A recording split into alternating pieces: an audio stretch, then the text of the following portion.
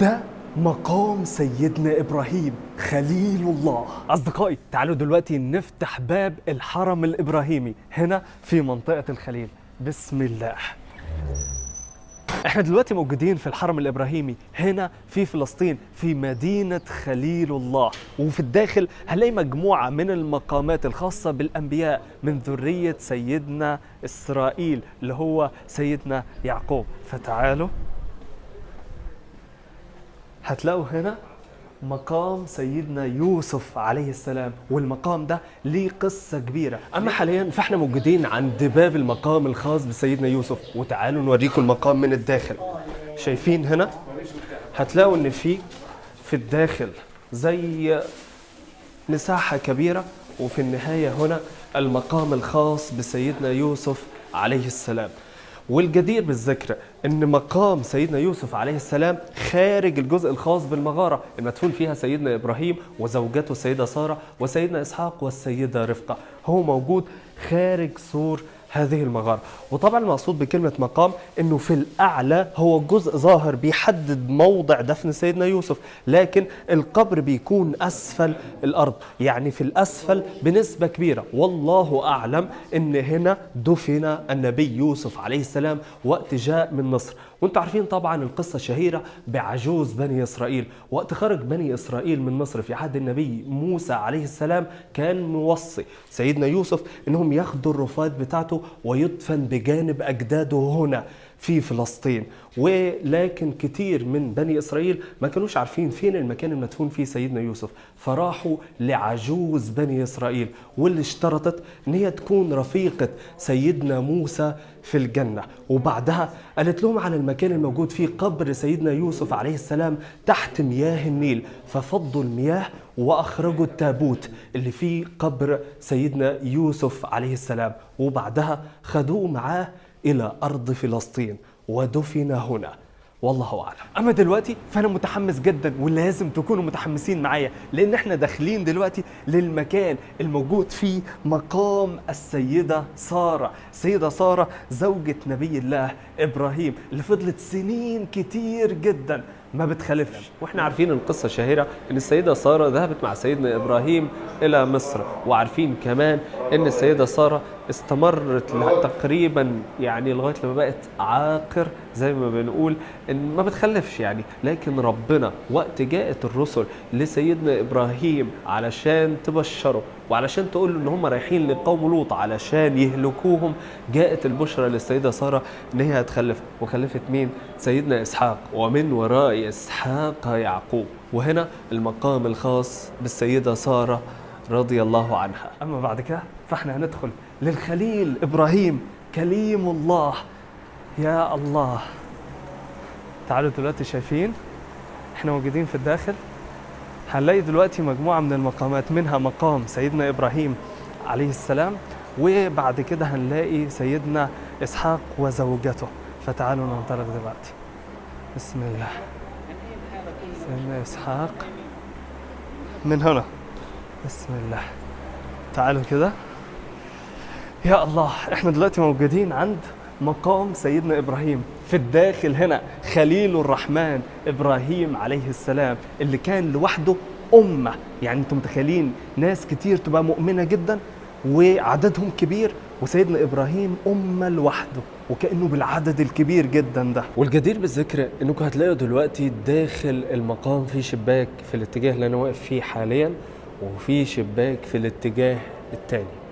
والغريب في الأمر ان الاتجاهين عكس بعض، لأن أنا هنا موجود في جانب المسلمين في المسجد الإبراهيمي، أما الاتجاه الثاني فهو خاص باليهود. ومن شوية كانوا تقريبا بيعملوا مجموعة من الصلوات هنا في الحرم الإبراهيمي. أما حاليا فإحنا موجودين جنب مقام سيدنا إبراهيم عليه السلام، وعشان كده المكان اللي إحنا موجودين فيه حاليا اسمه الحرم الإبراهيمي. وده ليه؟ علشان موجود فيه مقام سيدنا إبراهيم بنسبة كبيرة، وفي الداخل هتلاقوا هنا المقام. أما في الجزء هنا فبيقال يعني إن في زي أثر لقدم سيدنا إبراهيم أو لمكان كأنه ركع برجليه على الأرض، فبيقولوا ان ده من اثر سيدنا ابراهيم في المنطقه هنا. لكن المكان هنا معروف ان هو كان فيه المغارة اللي اشتراها سيدنا ابراهيم علشان تكون هي المكان اللي فيه دفن جميع عائلة سيدنا ابراهيم وفيها السيدة سارة. تعالوا نروح للمغارة الاول، وهتلاقوا داخل المغارة مجموعة من الانبياء، منها سيدنا ابراهيم وسيدنا اسحاق والسيدة سارة والسيدة رفقة. وعلى بداية الحرم الابراهيمي هنلاقي مقام لسيدنا يوسف. وزي ما قلنا ان الاتجاه الثاني هو اتجاه خاص باليهود، وعشان كده هتلاقوا ان في بوابات بتفصل الجزء الخاص بالمسلمين عن الجزء الخاص باليهود. وفي اتجاه اليهود هتلاقوا مقام خاص بسيدنا يعقوب اللي هو إسرائيل، والمسلمين ممنوع ان هم يفوتوا في الاتجاه ده، لكن اليهود هم الموجودين وفي اتجاههم مقام سيدنا يعقوب. أما حاليا احنا موجودين عند مقام النبي إسحاق عليه السلام ابن سيدنا إبراهيم، واللي ربنا رزقه بيه بعد فترة كبيرة. يقال إن هو بعد ما كان عمره عدى 80 سنة لما جم علشان يبشروا سيدنا إبراهيم وستنا سارة بالمولود الجديد بعد عمر كبير جدا، وكان معاهم البشرة الثانية أو النذير الثاني اللي هو إهلاك قوم سيدنا لوط. فتعالوا دلوقتي شايفين هنا مقام سيدنا إسحاق عليه السلام، وفي الداخل هو المقام. تعالوا أوريكم القبر الثاني. وفي القبر ده هتلاقوا ان زوجة سيدنا إسحاق هي رفقة، وده المقام الخاص بيها. طبعا هي ماتت قبل سيدنا إسحاق ودفنها هنا، وبعدين أولاد سيدنا إسحاق دفنوه اللي هو سيدنا يعقوب. سيدنا يعقوب بعدها انتقل إلى مصر بسبب وجود سيدنا يوسف في المنطقة دي، وأوصى قبل وفاته إن هو يدفن مع أجداده هنا في فلسطين، زي ما عمل سيدنا يوسف بالظبط. وسيدنا موسى نقل رفات جسده أو التابوت اللي فيه جسد سيدنا يوسف إلى هنا، إلى منطقة الخليل. أما دلوقتي فإحنا داخل المسجد، وهتلاقوا ورايا منبر قديم. المنبر ده هو المنبر الخاص بالقائد صلاح الدين الأيوبي، وفي منه نسختين بس. النسخة الأولى موجودة في المسجد الأقصى وكان تم إحراقها بطريقة ما، أما النسخة الثانية الأصلية واللي محافظة على نفسها فهي الموجودة هنا في مسجد خليل الرحمن إبراهيم عليه السلام. طبعا الأماكن اللي احنا شفناها دي هي عبارة عن مقامات وفقط. أما الجزء اللي وراي ده فهو الغار، وهي المغارة اللي اشتراها سيدنا إبراهيم عليه السلام علشان يدفن فيها السيدة سارة، واللي بقت بعد كده هي المكان المدفون فيه سيدنا إبراهيم وأبنائه من بعده.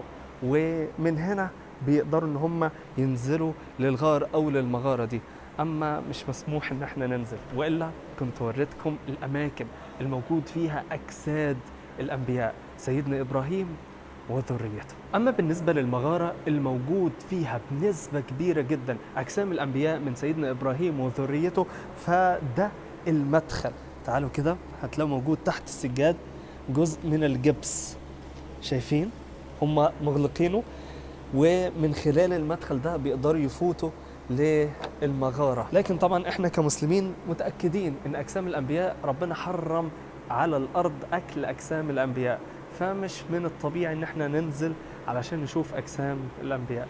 احنا بنصدق وبنسبة كبيرة جدا هو سيدنا ابراهيم موجود في المنطقة دي، لكن زي ما احنا عارفين ان القبر الوحيد المعروف 100% من الانبياء هو قبر النبي محمد صلى الله عليه وسلم. أما دلوقتي في المعروف إن في المساجد قديما كان مفيش ميكروفونات، فكانوا بيستخدموا أسلوب تاني لتوصيل صوت الإمام للصفوف الموجودة في الخلف، وهي دكة المبلغ.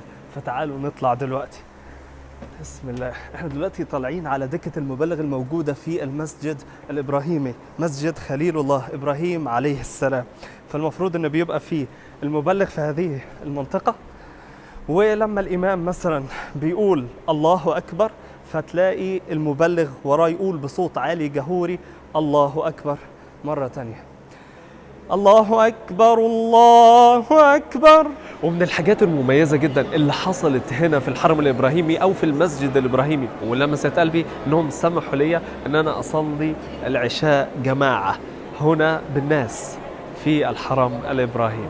الرحمن الرحيم مالك يوم الدين إياك